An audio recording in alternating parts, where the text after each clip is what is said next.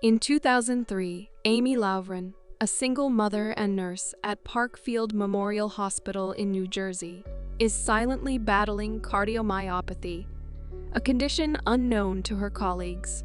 With no health insurance, Amy feels compelled to continue working for 4 more months to secure the coverage necessary for a life-saving heart transplant.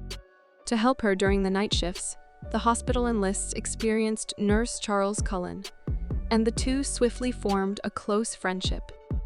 Charlie eventually learns of Amy's condition and compassionately agrees to keep it a secret. A pivotal moment occurs when an elderly patient named Ana Martinez, under Amy and Charlie's care, unexpectedly passes away.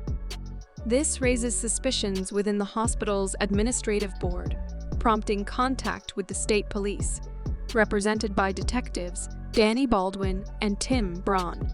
Nevertheless, Linda Garan, the risk manager leading the board, quickly downplays the incident, citing it as an unintentional death reported in compliance with health protocols. Detective Baldwin, however, harbors doubts, given the delayed reporting and the subsequent cremation of Martinez's body.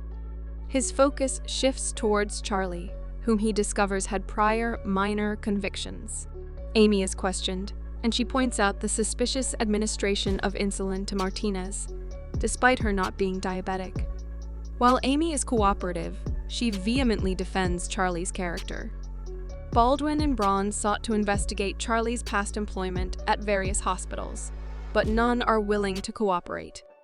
Parkfield Hospital eventually shares their findings, yet Baldwin senses that the information is fragmented, leading to a heated confrontation with Garan and their subsequent banishment from the hospital. Meanwhile, Amy's suspicions grows as another ICU patient. Kelly Anderson mysteriously suffers a seizure and dies after insulin had been administered to her the previous night. In her quest for answers, Amy reaches out to an old friend, Lori, who had worked with Charlie at a different hospital. Lori reveals a history of unexplained deaths on Charlie's assigned ward, many of which involved insulin. Startled by this revelation, Amy conducts her own investigation at Parkfield, discovering punctured IV bags indicating contamination. In the midst of her discovery, Amy's own health takes a turn for the worse, leading to her collapse and a trip to the ER. Convinced of Charlie's involvement, Amy finally contacts the detectives, who then convince Kelly's husband to exhume her body for an autopsy. The results indicate that a combination of insulin and digoxin had caused her death. Concurrently, Garan fires Charlie, citing minor discrepancies in his R-sum. In an effort to coax a confession from Charlie, Baldwin, and Braun arrange a meeting through Amy. But Charlie reacts defensively when questioned about his dismissal from Parkfield. The police arrests and detains him, but he refuses to confess on record. Unwilling to see him go free, Amy steps forward to talk to Charlie. Their conversation is warm and heartfelt, with Amy asking him to tell the truth.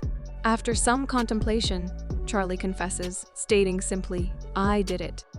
When Amy inquires about his motivation, he responds, "They didn't stop me." Charlie is sentenced to 18 consecutive life sentences for the murders of 29 patients, but the actual number is speculated to be around 400.